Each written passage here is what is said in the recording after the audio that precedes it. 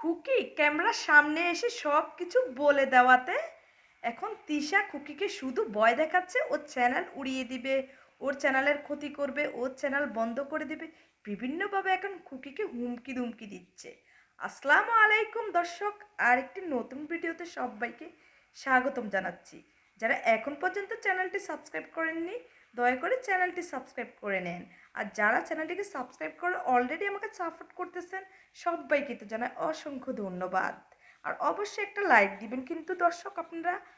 তো খুকি কিন্তু সবার সামনে ক্যামেরাতে এসে তিশার সম্পর্কে, তাদের তিন বোনের সম্পর্কে সব সত্য কথা একদম পাশ করে দিয়েছে।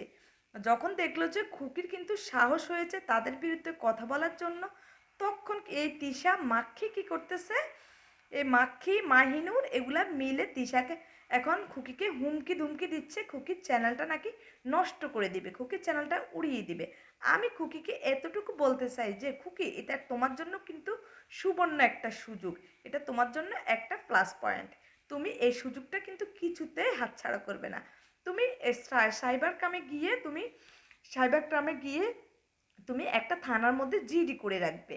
কারণ যেহেতু তোমাকে একটা হুমকি দিয়েছে, তোমার চ্যানেলটা উড়িয়ে দিবে, তোমার চ্যানেলটার ক্ষতি করবে, এই তিশা মাক্ষী এবং তারা তিন বোনে মিলে, এই মাহিরুন মিলে তোমাকে হুমকি দিচ্ছে। কারণ তুমি তাদের সব সত্য কথা সবার সামনে বলে দিয়েছ। সেজন্য তুমি এখন কি করবে, তোমার এটা করা উচিত যে তুমি থানা গিয়ে একটা জিডি করে নিবে। থানা গিয়ে একটা জিডি করে রাখলে তাহলে তোমার জন্য এটা খুব ভালো হবে।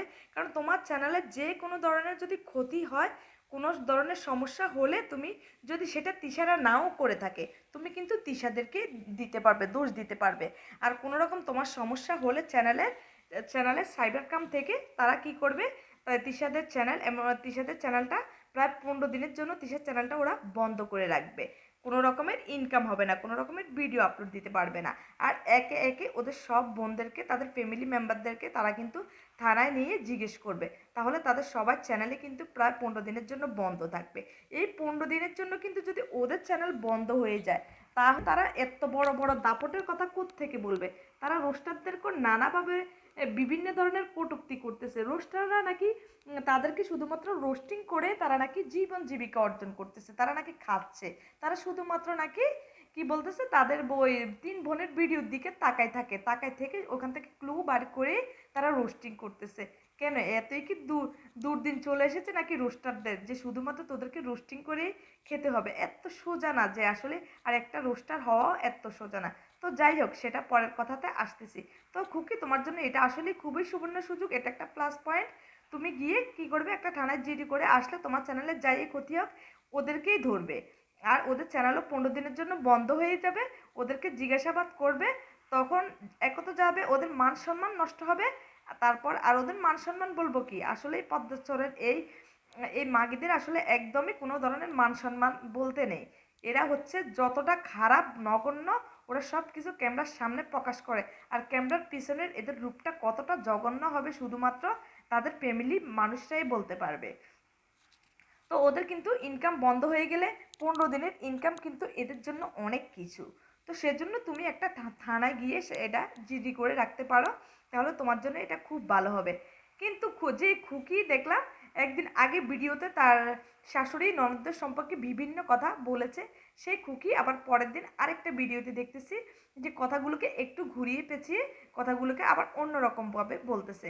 কারণ তিশার চ্যানেলে ভয় দেখাচ্ছে বলে সে কিন্তু অনেক বেশি ভয় পেয়ে গেছে। দর্শক, সেটা কিন্তু আপনারা খুকির ভিডিওতে আবার দেখতে পাবেন। একটু খুকি ব্লগে গিয়ে আপনারা ওর ভিডিওগুলো যাচাই করলে দেখতে পাবেন খুকি কিন্তু কথাটা ঘুরিয়ে পিছিয়ে নিয়ে বলতেছে যে তার শাশুড়ি নাকি তার কাজকর্ম করে, তার থালা বাসা হান্ডি পাতিল এগুলো ধুয়ে নাকি তার শাশুড়ি অসুস্থ হয়েছে, এ হয়েছে সে হয়েছে। খুকি, যদি এরকমটা হতোই তাহলে তো তুমি আগের দিন একরকম কথা কেন বলেছো আর পরের দিন এসে আরেক রকম কথা কেন বলতেছো? তাহলে তো তুমি এই কথাগুলো আগের দিনে তুমি বলতে পারতে। তুমি এখনো তিশাদেরকে, মাহিনুনদেরকে আর এই রাতের রানী মিম ভুতুড়িকে তুমি কেন ভয় পাচ্ছ? তোমার সততা সাহসের সাথে তুমি এদের বিরুদ্ধে তুমি প্রতিকার করো, তোমার জয় অবশ্যই হবে। আর সে তিশা এখন তো নিজের বাপের বাড়ির বিরুদ্ধেও তিশার বিভিন্ন রকম ঘৃণা আসতেছে, সে বিভিন্ন রকম কটূক্তি করতেছে। সে নাকি তার বাপের বাড়ি পরিবেশ দেখলে এত নোংরা এত খারাপ তার বমি আসতেছে, সেই জন্য নাকি সে তার তানকেও পর্যন্ত নিয়ে যায়নি তার বাপের বাড়িতে। তো বাপের বাড়িতে নিয়ে যায়নি, আসলে সেই বাড়ির মেয়ে হয়ে সেই বাড়িরে এখন সে বদনাম করতেছে। কারণ ইউটিউবের টাকা আসলে মোটা টাকা দেখেছে, তো ইউটিউবে এসে আজকে কত বছর হয়ে গেছে, কিন্তু আবার রোস্টারদেরকে গালাগালি করতেছে এখন। আর ওই নিজের আপন ভাইয়ের বোনদেরকেও এখন আপন ভাইয়ের বোনদের বিরুদ্ধেও এখন তারা তাদের অভিযোগের শেষ নেই।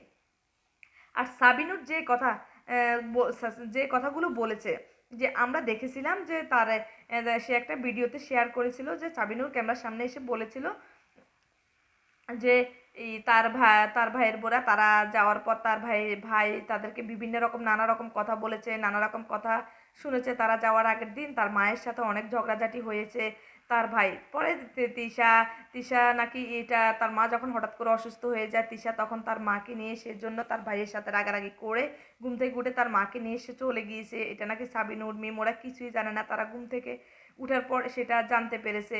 তখন নাকি তার ভাই খুকিকে তার ভাই নাকি খুকিকে একটা কিছু বলেনি, খুকির জন্য নাকি এই ধরনের ঝামেলাগুলো হচ্ছে, যেটা বলল সাবিনুর। সে কিন্তু আসলে চোখে চোখ রেখে কোনো একটা কথা সে কথা ঠিকভাবে বলতে পারেনি, তাহলে তার কথাগুলো দ্বারা আমরা বুঝতে পারছি যে সে কথাগুলো আসলে ক্যামেরার সামনে একদমই মিথ্যা বলেছে।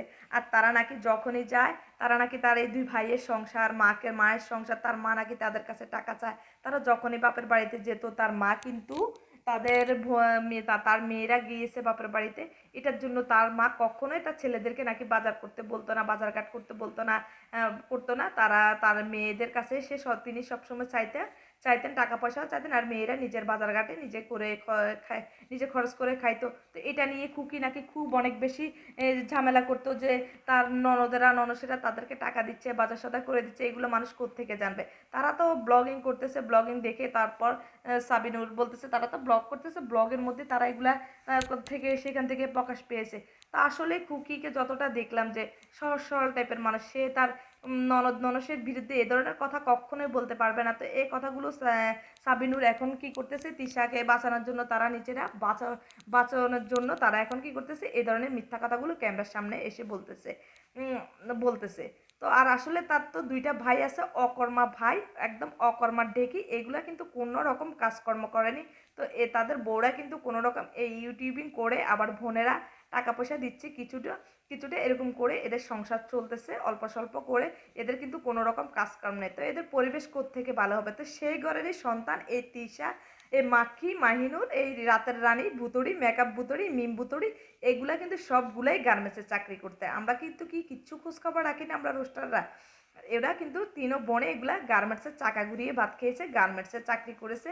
এখন এই ইউটিউব জগতে এসে আজকে 4-5 বছর ইউটিউবের টাকা তারা অনেক বেশি পুটানি দেখাচ্ছে, তাদেরও এই পুটানি বের হয়ে যাব। খুকি তুমি সঠিক সিদ্ধান্ত নিয়েছো, তুমি কখনোই এদের বিরুদ্ধে কথা ঘুরাবে না, তুমি সব সত্যিটা প্রকাশ করবে, সামনে আনবে। তাহলে দেখবে এদেরকেও, ওদের ভিউসরা কতটা ভুল বুঝে এদের ভিডিও সবাই বয়কট করবে, আর ওদের ভিডিও কেউ দেখবে না। তো কেমন লাগলো আজকের ভিডিওটি? অবশ্যই ভালো লাগলে চ্যানেলটি সাবস্ক্রাইব করে নেবেন, নতুন ভিডিও নিয়ে আবারও হাজির হয়ে যাব।